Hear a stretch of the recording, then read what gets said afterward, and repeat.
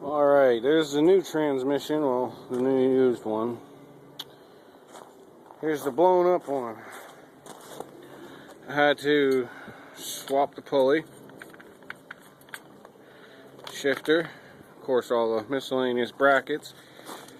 The oil plug had to be done, the brake assembly.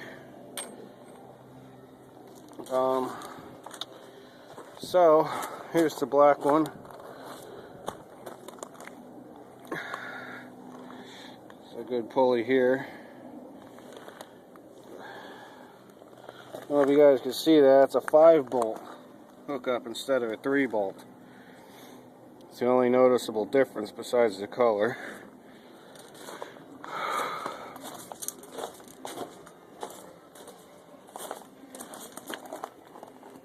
Got a lot of rust to clean up, but we'll get her running first.